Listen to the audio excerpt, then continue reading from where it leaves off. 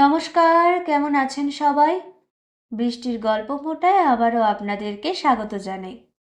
আরেকটি নতুন গল্প নিয়ে আবারও আপনাদের কাছে হাজির হলাম। আজকের গল্পের নাম সকালবেলা। লিখেছেন প্রতিভা বসু। চলুন আজকের নতুন গল্পটি শুনে নেওয়া যাক। বেশ বেলায় ঘুম ভাঙল পূর্ণেন্দুর। যদিও রোববার, কোনো তাড়াহুড়ো নেই। ইচ্ছে করলে আরও কিছুক্ষণ শুয়ে থাকতে পারে। তবুও এই বেলার জন্য সে বিরক্তি বোধ করলো। আধশোয়া হয়ে মাথার কাছে টেবিল থেকে সিগারেটের প্যাকেটটা নিতে গিয়ে ধাক্কা লেগে জল ঢাকা থালাটা যখন শব্দ করে মাটিতে পড়ে গেল, তখন সে আরও বিরক্ত হলো এবং ভৃত্যকে ডেকে অকারণেই রাগারাগি করতে লাগলো, এতক্ষণেও চা দেয়নি বলে। তারপর বাথরুমে গেল। বাথরুম থেকে ফিরে এসে আর এক প্রস্ত রাগারাগি করলো, চা খারাপ হয়েছে বলে। তখন ঘুমটা ঠেনে বয়স্ক পরিচারিকা নির্মলা এসে দাঁড়ালো দরজায়। বলল, সকালে চা দিয়েছিলাম, আপনার ঘুম ভাঙেনি, ঠান্ডা হয়ে গিয়েছিল, এটা ফেলে দিন, আমি আবার করে দিচ্ছি। এই সঙ্গে কি খাবারটাও দিয়ে দেব? বেলা তো হয়েছে অনেক। পূর্ণেন্দু আর একটা সিগারেট ধরিয়ে ঘর থেকে বেরিয়ে বারান্দায় আস্তে আস্তে বলল, তাই দিয়ে যাও। শ্রাবণ মাসের শেষ, কয়েকদিন বৃষ্টিতে অনেক জ্বালিয়ে সুন্দর রোদ উঠেছে। নরম নরম রোদ, অল্প শীতে বালাপোষের মতো আরামদায়ক। বারান্দায় এসে গুম হয়ে দাঁড়িয়ে রইল। বাগানে সুন্দর সব বর্ষার ফুল ফুটেছিল। বারান্দার টবগুলো জলে নিয়ে ধুয়ে ঝকঝক করছিল। অদূরে গেটের কাছে কদম গাছে অজস্র কদম ফুল জায়গাটা আলো করে রেখেছিল। কোনো কিছুর দিকেই তার মন গেল না। সহসা আবার ভৃত্যকে ডেকে ঘর থেকে তার দপ্তর নিয়ে আসতে বলল। একটা টেলিগ্রাম পাঠালো। তার বয়ানটা এইরকম: অনেক ভেবে চিন্তে সিদ্ধান্ত নিলাম বিয়ে করা আমার পক্ষে সম্ভব নয়, ওটা বন্ধ করে দাও, বাকি কথা চিঠিতে বলবো। কিছু বেশি কথা লেখা হলো, তাই কিছু বেশি টাকা দিয়ে অনুগত ভৃত্য মদনকে তখনই পাঠিয়ে দিল পোস্ট অফিসে। বৌদির উপর রাগ হচ্ছিল, এরকম একজন বয়স্ক লোকের সঙ্গে জবরদস্তি করা তার উচিত হয়নি। মনে মনে হিসেব করে দেখলো আর মাত্র 7 দিন বাকি। হঠাৎ উদ্বেগে অধীর হয়ে গেল। এতকাল বাদে এই বয়সে এইসব ঝামেলার মধ্যে যাবার কি কোনো মানে হয়? যত সব। না না, কখনো না, কখনো এই দায় দায়িত্বের মধ্যে আমি নেই। পূর্ণেন্দুর বয়স 38 বছর 9 মাস 17 দিন। বলা যায় একজন প্রায় 40 বয়স্ক ভদ্রলোক। হঠাৎ কেন এই দুর্মতি হলো? কেন হঠাৎ বৌদির চিঠির জবাবে যা খুশি করো বলে সম্মতিটা দিয়ে দিল? বোকামি, রীতিমতো বোকামি। আর সঙ্গে সঙ্গেই বৌদি ঠিক করে ফেললেন সব। তারপর থেকেই অশান্তির শুরু। গোড়াতেই যার এই সূচনা, তার পরিণতি যে কি তার কে না বোঝে। ঠিকও করলেন যেন ভোজবাজি। বলা যায় মাত্র 15 দিনের মধ্যেই দিনক্ষণ পর্যন্ত স্থির। আশ্চর্য কম নয়। এই শহরে সে নতুন এসেছে, 6 মাস হলো। জায়গাটা কলকাতার খুব কাছে, আর কাছে বলেই বৌদির সঙ্গে এত ঘন ঘন দেখা হয়েছে। কাণ্ডটাও তাই জন্যই হতে পারল। কিন্তু না, এটাকে বন্ধ করতে হবে, বন্ধ করতেই হবে।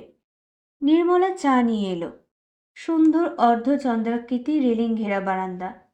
বারান্দা থেকে 5টি সিঁড়ি নামলে বাগান।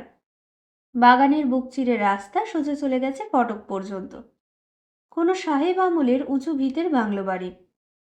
পূর্ণেন্দু এসে বাগান লন ইত্যাদি করে তাকে ইন্দ্রপুরী করে তুলেছে। এই শহরের ফার্স্ট মুনসেফ সে, অতি সুপুরুষ। এই বয়সেও একটি চুলও যেমন সাদা হয়নি, মসৃণ চামড়াও তেমনি এক বিন্দু কুচকায়নি। বৌদি বলেন, আরে বাপু, এখনো তো সত্যি 40 হয়নি, তাই হলে দেখতে রাতারাতি ঝুলপি সাদা নাকের দুপাশের দুটি রেখা দিব্যি গভীর। কচি কার্তিক তখন বুড়ো শিবে পরিণত হবে। পূর্ণেন্দু হাসে। বৌদি আসল কথায় অবতীর্ণ হন। শোনো, আমি বলছি এখনো সময় আছে, একবার শুধু মাথাটি নেড়ে দাও। কোনো দুর্বল মুহূর্তে সেই মাথাটিই একবার সে নেড়ে ফেলেছিল। ব্যাস, অমনি সর্বনাশ। আসলে বাচ্চাদের নিয়ে বৌদি বেড়াতে এসেছিলেন কয়েকদিনের জন্য। সেই সময় একদিন সে পড়ে যায় বাথরুমে। তারপরেই বৌদি প্রায় রণংদেহী মূর্তিতে পরিষ্কার বলে দিয়েছেন, আর এভাবে একা নয়, বিয়ে তোমাকে করতেই হবে। পূর্ণেন্দু বলেছিল, কেন? স্ত্রী কি ডাক্তার না সেবাদাসী? ডাক্তার না হোক, ডাক্তার ডাকতে তো পারবে, আর সেবাদাসী বা কেন হতে হবে? দরকার মতো আমিও তো তোমার সেবা করি, আমি সেবাদাসী নাকি? তুমি তার দেখাশুনো করবে, সে তোমার দেখাশুনো করবে, একটা সঙ্গী হবে, বন্ধু হবে, দেখতে কত ভালো লাগে, সবই হবে পারস্পরিক। তাই নাকি? পূর্ণেন্দু হেসে কোর্টে বেরোবার জন্য প্রস্তুত হতে গেল। বৌদি বললেন, আজ্ঞে হ্যাঁ, ঠিক তাই, দয়া করে তাড়াতাড়ি ফিরো। সিনেমায় যাবে নাকি? না, ডাক্তার আসবেন 5টার সময়। ডাক্তার কেন? মাথা ঘুরে পড়ে যাওয়ার নিশ্চয়ই একটা কারণ আছে, সেটা খোঁজাতে হবে তো। কি আশ্চর্য! মাথা আজরাতে আজরাতে পূর্ণেন্দু ঘুরে দাঁড়ালো। বলছি যে হোঁচট খেয়ে পড়ে গেছি, সেজন্য তুমি ডাক্তার ডেকেছ? বৌদি বললেন, তা নিয়ে তোমাকে কৈফিয়ত দেব না। বৌদির এই কর্তৃত্ব মন্দ লাগে না পূর্ণেন্দুর, এই উদ্বেগও উপভোগ্য মনে হয়। কবে মা মারা গেছেন, বাবাও তো নেই। বৌদি একমাত্র মানুষ যার সঙ্গে একটা সোজাসুজি সম্পর্ক আছে, একটা সস্নেহ কৌতুকপূর্ণ ভালোবাসা আছে। দাদা তার থেকে অনেক বড়, বৌদি একান্তই সমবয়সী, সুতরাং বন্ধুত্ব অটুট। তাছাড়া মহিলাটিকে ভারী ভালো লাগে তার। দাদা বড় চাকরি করেন না, চলে কায়িক ক্লেশে, তার উপর 3টি ছেলে মেয়ে। তা নিয়ে বৌদির কিন্তু নালিশ নেই, সব কাজ একা হাতে করেও খুব ফুর্তির। কিন্তু এতদিন দূরে দূরে থাকায় সম্পর্কটা তেমন ঘন ছিল না, এই কাছে এসে দানা বেঁধেছে আবার। ডাক্তার এলেন, দেখলেন ভালো করে, বললেন, অবশ্য ভয়ের কিছু নেই, সব ঠিক আছে। তবু একথা বলতেও ছাড়লেন না যে সাবধানে থাকবেন। ওই সাবধানে থাকবেন কথাটাতেই কেমন ভয় পেয়ে গেল পূর্ণেন্দু। ভাবলো, কে জানে এই তাহলে মৃত্যুর পদক্ষেপ কিনা, এর নামই স্ট্রোক কিনা। আর সেই সুযোগে বৌদি রাজি করিয়ে চলে গেলেন। গিয়েই চিঠি লিখলেন, যেমন চাও ঠিক তেমনটি পেয়েছি, মেয়েটিকে আমার ভারী পছন্দ হয়েছে, বলেছিলে সমবয়সী ছাড়া কোনো খুকিকে অসম্ভব, বয়স অন্তত 35-36 না হলে তুমি রাজি নও। তোমার বুড়ো বয়সে ভাগ্যি ভালো, ডিভোর্সি নয়, বিধবা নয়, একবারে একটি আনকোড়া 35 বছর বয়সের কুমারী। বিমা তার সংসারে দুঃখে আছে, শুধু শাঁখারুলি ছাড়া আর কিছুই দিতে পারবে না। তুমি তো সেটাও বলে দিয়েছো যে কিছুই চাও না। আমি এরকম কথা দিয়েই দিয়েছি, একবার তুমি এসে মেয়ে দেখে গেলেই পাকা দেখার বন্দোবস্ত করব। আর ওরা তোমাকে বিয়ের দিনই দেখবেন বলেছেন। বোধহয় খুব বিশ্বাসপ্রবণ মানুষ, তাই ছেলের বিষয়ে তেমন খোঁজখবর নেওয়ার কথা ভাবছেন না। বলছেন শুনেছিই তো সব, আর আপনাদেরই তো দেখছি, তার উপরে আবার কথা কি? এই চিঠির উত্তরে পূর্ণেন্দু লিখেছিল, যা খুশি করো, আমার কোনো মেয়ে দেখার বাসনা নেই। এই বয়সে ওরকম গিয়ে এক পেট খেয়ে পাত্রী পছন্দ করার মতো অশ্লীল ব্যাপার আমি কিছুতেই ভাবতে পারি না। সঙ্গে সঙ্গে একখানা ছবি চলে এলো, আর খবর এলো এটা শ্রাবণ মাসের মাঝামাঝি। তারপরে ভাদ্র, আশ্বিন, কার্তিক, 3 মাস বিয়ের দিন নেই, করতে হলে সেই অঘ্রাণে। আমি অত দূরে যেতে রাজি নই। শুভস্র শীঘ্র, শেষে তোমার মতি ঘুরতে কতক্ষণ, দিন ফেলেছি 28শে শ্রাবণ, আসবে, বিয়ে করবে, বউ নিয়ে চলে যাবে, ব্যাস, আমি সব ঠিক করে রাখবো। এই চিঠি পেয়ে থেকেই মনে মনে গুমরাচ্ছিল, আর দিন যতই ঘনিয়ে আসছিল ততই অস্থিরতা বেড়ে যাচ্ছিল। এখন টেলিগ্রামটা পাঠিয়ে একটু হালকা লাগছে। চা পড়ে রইল, প্যাড টেনে চিঠি লিখতে বসলো। বৌদি, তুমি অপ্রস্তুত হবে এমন কিছু করতে আমার খারাপ লাগছে, কিন্তু নিরুপায়, বিয়ে আমি করতে পারবো না, ও আমার ধাতে নেই। মাত্রই তো 6 দিন আগে কথা দিয়েছ, আর বাকিও আছে 7 দিন, তুমি ওদের না করে পাঠাও। যদি এমন হয় যে ওরা বলেন ইতিমধ্যেই অনেক খরচপাতি করে ফেলেছেন, তাহলে বলো ক্ষতিপূরণ আমরা দেব। তাছাড়া আমার চেনা অন্য একটি পাত্রও আছে, আমারই বয়সী, তবে বিপদনিক, কিন্তু ছেলেপুলের ঝামেলা নেই। সেও এই রকমই একটি বয়স্ক মেয়ে চায়। যা মনে হচ্ছে বিমাতার সংসারে 35 বছরের মেয়েটি অবাঞ্ছিত, শুধু বিনে পয়সার বর পায়নি বলেই বিয়ে দেয়নি। পেলে যে কোনো লোকের গলাতেই গেঁথে দিতে গড়রাজি হবে না। এই পর্যন্ত লিখতেই ঠুং করে আওয়াজ হলো গেট খোলার। একটি ছিপছিপে মেয়ে ঢুকলো ভিতরে। পরনে একখানা সাদামাটা টিয়া রং শাড়ি, লাল ব্লাউজ, মাথায় লম্বা বেনি, ভঙ্গি উদ্ভ্রান্ত। বর্ষার ধোয়া মোছা টাটকা সবুজ প্রকৃতির সঙ্গে মেয়েটিকে ভারী মানিয়ে গেছে। এগিয়ে আসতে স্পষ্ট হলো চেহারাটা। গাত্রবর্ণ, ধপধপে না হোক ময়লা নয়, উপরন্তু সজল। মুখশ্রী বিষণ্ণ, কিন্তু লালিত্যের অভাব নেই। বেশ লম্বা, বেশ সুগঠিত। দ্রুত পায়ে এদিক ওদিক তাকিয়ে আস্তে আস্তে বারান্দার তলায় এসে থামল। পূর্ণেন্দুকে দেখে একটু থমকালো। ঢোক গিলে বলল, এটা কি পূর্ণেন্দু তালুকদারের বাড়ি? পূর্ণেন্দু এগিয়ে এসে বলল, আগে হ্যাঁ, কাকে চাই? আমি তাকেই চাই। তিনি কি আছেন? আমার নামই পূর্ণেন্দু, আসুন। মেয়েটি কুণ্ঠিত পায়ে উঠে এলো। কোণে টেবিলের উপর তাকিয়ে প্রাতরাশের ব্যবস্থা দেখে লালচে হলো একটু। থতমত খেয়ে বলল, ও, আপনি চা খাচ্ছিলেন? তাহলে আমি বরং একটু ঘুরে আসি। না না, আপনি বসুন না, বলুন কি দরকার? আমার একটু সময় লাগবে। কতদূর থেকে এসেছেন? কলকাতা। কলকাতা থেকে? এখানে কোন পাড়ায় থাকেন? কার বাড়ি? আমি কলকাতাতেই থাকি। তাহলে কি কেবল আমার সঙ্গে দেখা করার জন্যই অতদূর থেকে এসেছেন? আজ্ঞে হ্যাঁ। তবে আর কোথায় ঘুরতে যাবেন? বরং আপনিও এক কাপ চা খান না। নিশ্চয়ই অনেক সকালে বেরোতে হয়েছে। কটার ট্রেনে এলেন? ট্রেন কটায় ছেড়েছে জানি না। বাড়ি থেকে বেরিয়েছি ভোর 5টায়। ও বাবা, সে যে প্রায় শেষ রাত্রি। তাহলে তো অবশ্যই আপনার চায়ের দরকার। নির্মলা, নির্মলা! ঘোমটা টেনে নির্মলা এসে দরজায় দাঁড়ালো। এটা ঠান্ডা হয়ে গেছে, পটে আর 2 কাপ করে এনে দাও। ঠান্ডা চায়ের বাসন নিয়ে চলে গেল নির্মলা। পূর্ণেন্দু চেয়ার টেনে বসে বলল, এবার বলুন। মেয়েটি চারিদিক তাকিয়ে মনোযোগের সঙ্গে সব দেখছিল। বিন্দু বিন্দু ঘাম জমছিল কপালে। ব্যাগ থেকে রুমাল বার করে মুছল। আস্তে আস্তে বলল, ভারী সুন্দর বাড়ি। একাই থাকেন? হ্যাঁ, এ আমার একেবারে একচ্ছত্র সাম্রাজ্য। কি সুন্দর ফুল ফুটেছে বাগানে। বাগান কে করে? করে মালি, নাম হয় আমার। বিষণ্ণ মুখে মিষ্টি করে এবার একটু হাসল মেয়েটি। বলল, দ্রেহের সব মালির বুদ্ধিটা নিশ্চয়ই তার মালিকের। পূর্ণেন্দুও হাসল। খুব ভালো বলেছেন, একেবারে মনোমতো। এই যে চা এসে গেছে, আসুন আগে চাটা খেয়ে নেওয়া যাক। আমি যাকে বলা যায় তৃষিত হয়ে আছি, আর আপনিও নিশ্চয়ই খুব ক্লান্ত। সুতরাং তৃষ্ণা আমার চেয়ে বেশি ছাড়া কম নয়। চাটা নির্মলাই ঢেলে দিয়ে গেল। খাবারটা পূর্ণেন্দু ভাগ করছিল। মেয়েটি একেবারে স্বনির্বন্ধ হয়ে বলে উঠল, না না, তা কখনো হয়? প্লেটটা এগিয়ে দিল সে।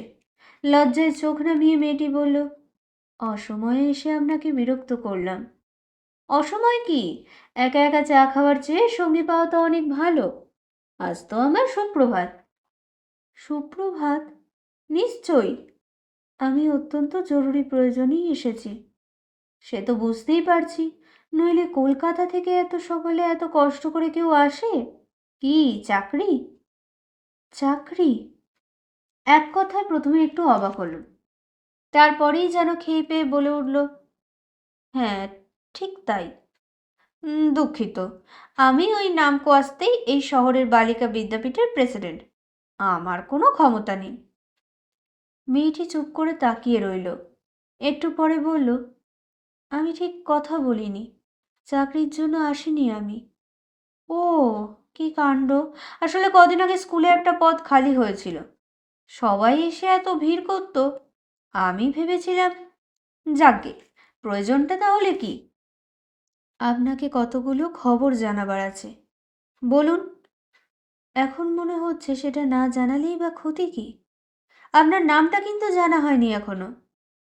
এমন সুন্দর সকাল, সকালের মেঘ ছেঁড়া রোদ, বাড়ি, বাগান, বারান্দা, বারান্দার মালিক।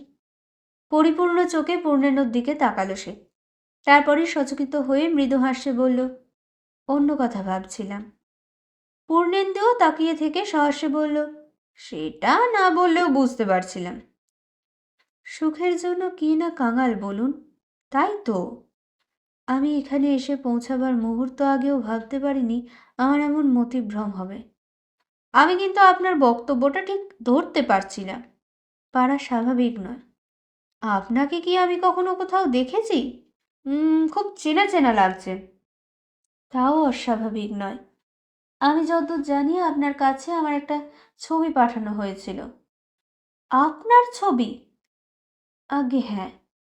আপনার ছবি? আপনার ছবি আমাকে কেন? ও, এইবার মনে পড়ে গেল পূর্ণেন্দুর। অবাক বিস্ময়ে স্খলিত গলায় বলল, তাহলে কি আপনি তিনি? আমার নাম অনুরাধা দত্ত, যার সঙ্গে আর 7 দিন বাদে আমার বিয়ের কথা পাকা হয়েছিল। হঠাৎ উঠে দাঁড়ালো মেয়েটি। আমি এবার যাই। তা কখনো হয়? এমন অতিথিকে কখনো বিনা অভ্যর্থনায় ছাড়া যায়? পূর্ণেন্দুর গলায় বেশ আগ্রহ ফুটে উঠল। মেয়েটি রেলিংয়ে ঠেসান দিয়ে বলল, লোভের মতো পাপ আর কিছুই নেই। আমাকে এরকম অভ্যর্থনা জানানো মানেই তাতে ইন্ধন জোগানো। মানে? মানে মানে বিক্ষিপ্ত বেদনার্দ্র গলায় সহসা যথেষ্ট শক্তি এনে বলল, আমি আমার ভাঙা জীবন জোড়া দিতে প্রলুব্ধ হচ্ছি। কি হয়েছে আপনার? আমি বলছিলাম এ বিয়ে আপনি করবেন না। কেন? পূর্ণেন্দু চমকে গেল। আপনি কি আমাকে চেনেন? আমার বিষয়ে কি কিছু জানেন যে এই বয়সে এভাবে? সারাটা সপ্তাহই যে পূর্ণেন্দু নিজেও এই কথাগুলো ভেবেই বিব্রত হয়েছে, ভুলে গেল সে কথা। জোর দিয়ে বলল, চেনা জানার প্রশ্ন কি? আমাদের দেশে তো এভাবেই বিয়ে হয়। সব ক্ষেত্রে সেটা ভালো নয়, অন্তত এই ক্ষেত্রে তো নয়ই। আপনার বক্তব্য বোধগম্য হচ্ছে না। আমার পরিবার সত্য গোপন করে আমাকে বিয়ে দিচ্ছে। কি সত্য গোপন করেছে? মেয়েটি চুপ করে রইল। পূর্ণেন্দু হিংস্র হয়ে বলল, আর কারোকে ভালোবাসেন? এই তো। না, তবে কি? জানেন বোধ হয় আমি বিমাতার সংসারে প্রতিপালিত। জানি। তিনি আমাকে অপছন্দ করেন। বলা যায় গল্পকথার সৎমায়ের মতোই তার ব্যবহার। অনুমান করতে পারি। যা অনুমান করতে পারেন না তা হচ্ছে এই যে, তিনি এবং তার প্ররোচনায় আমার বাবা কিছুকাল যাবৎ আমাকে ভাঙিয়েই তাদের সংসার যাত্রা নির্বাহ করছেন। আপনাকে ভাঙিয়ে মানে? সে রাস্তা রিজু নয়, অতি কদর্য। পূর্ণেন্দু তাকিয়ে রইল। আমার বয়স 34 নয়, 30। আপনার বৌদির কথা মতো ঘটক সেটাকে 34 করে নিয়েছে। ঘটক? এর মধ্যে ঘটক আছে নাকি? ঘটকই এই যজ্ঞের পুরোহিত। বাবা বলেছিলেন যেখানে হোক, যার সঙ্গে হোক, 1 মাসের মধ্যে ঠিক করে দিতে হবে বিয়ে। তা সে দিয়েছে। কি করে আপনার বৌদির সঙ্গে তার যোগাযোগ হলো, কি করে না জেনে না শুনেই স্বর্গদান স্থির হলো আমার অদৃষ্টে, সে কথা ভেবে এখানে এসে থেকে আমি স্তম্ভিত হয়ে যাচ্ছি। তাহলে বৌদি ঘটকের পাল্লায় পড়েছিলেন? ঘটক রাতকে দিন করে। আমার পক্ষে রাতকে রাত রাখলেও বাবা পিছুপা হতেন না। কিন্তু আপনাদের দিক থেকে আরও সাবধান হওয়া উচিত ছিল। আপত্তি না থাকলে ঘটনাটা খুলে বলবেন কি? 25 বছর বয়স পর্যন্ত পিতৃগৃহের কৃতদাসী ছিলাম। বিমাতার সন্তান সন্ততি পালন করা থেকে সংসারের 64 সমস্ত কাজই আমাকে করতে হতো। হঠাৎ কোথা থেকে কে এক ধনী ব্যক্তি এসে হাজির হলেন বাড়িতে। কি সুবাদে এসেছিলেন, কেন তাকে নিমন্ত্রণ করা হয়েছিল, আমি কিছুই জানি না। বাড়িতে কয়েকদিন মায়ের সঙ্গে বাবার প্রচণ্ড ঝগড়া চলল। মনে হলো কোনো বিষয়ে মা যা বলছেন বাবা তাতে কোনো মতেই রাজি হচ্ছেন না। তারপর কোনো সন্ধ্যায় কোনো আত্মীয়ের বাড়ি নিয়ে যাবার কথা বলে বাবাই ওই লোকটির বাগান বাড়িতে রেখে এলেন আমাকে। সে কি? 6 মাস বাদে ফেরত এলাম আমি। সবাইকে বলা হলো মামা বাড়ি গিয়েছিলাম।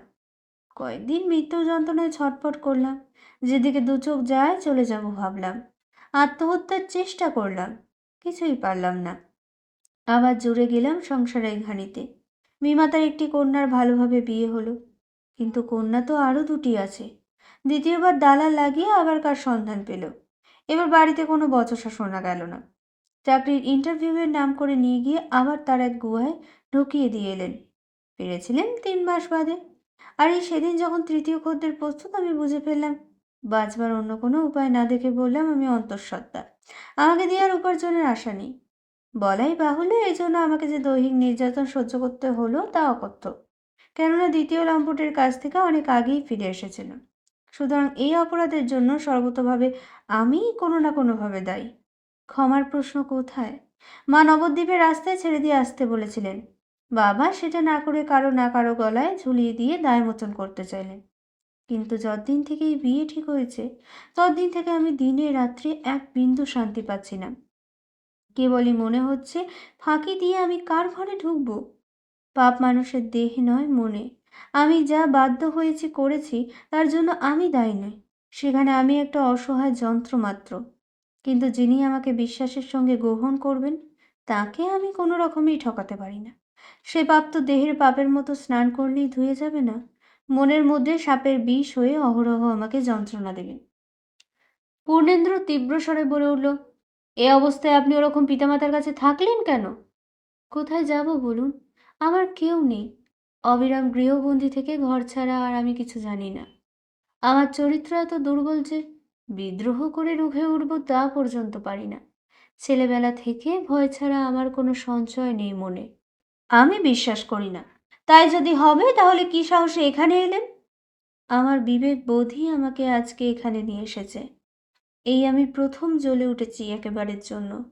এই আগুন আগে জ্বললে এখানে আসবার প্রশ্ন উঠত না। কি করতেন? আর কিছু না পারি গলায় দড়ি দিতে পারতাম। সজল চোখে তাকিয়ে হাসল। অনেক বিরক্ত করলাম, অনেক সময় নষ্ট করলাম, এবার যাই। দুপা এগিয়েছিল।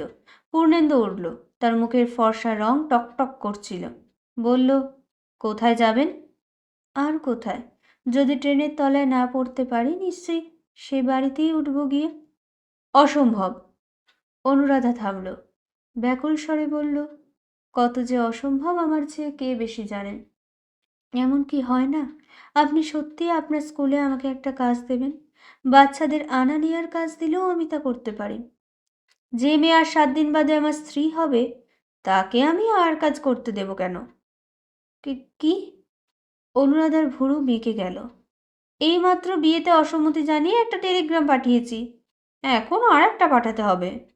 ও, বৌদিকে জানিয়ে দিই। তার নির্বাচিত মেয়েটির সঙ্গে আলাপ হবার পরে আমি আমার মতো পাল্টালাম। অনুরাধা স্তম্ভিত বিস্ময়ে পলক্ষীনভাবে তাকিয়ে রইল। চোখে চোখ রেখে হাসল পূর্ণেন্দু। না, দয়া নয়, কোনো মহানুভবতাও নয়। ভালো লেগেছে বলেই ভালোবাসার সঙ্গে গ্রহণ করতে চাই। আপনার আপত্তি নেই তো? সব জেনেও তারপর? ও কিছু নয়। হাতের জাপটা সে কথা সে নস্যাৎ করে দিল। 23-24 বছর বয়সে আমি যে কি পরিমাণ উড়েছিলাম, তা কি আমি ছুটে বলতে গেছি আপনাকে? আপনার মতো ফাঁদে পড়ে নয়, নিতান্তই স্বেচ্ছায়। সেটা ভাবছি না। ভাবছি আপনার পাষণ্ড পিতৃদেবটিকে কিভাবে শাস্তি দেওয়া যায়। আর একজন রেজিস্ট্রারের কথাও ভাবছি।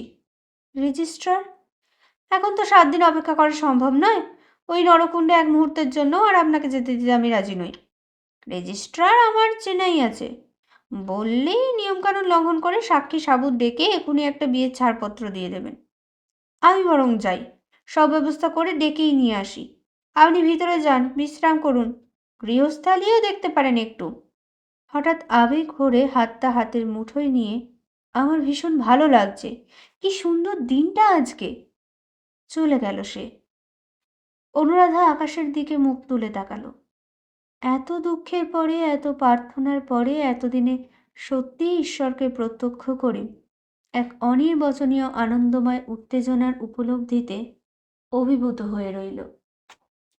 কেমন লাগলো আজকের গল্পটি অবশ্যই কমেন্টের মাধ্যমে জানাবেন। একটি লাইকের মাধ্যমে আমাদেরকে আগে পৌঁছাতে উৎসাহ দেবেন।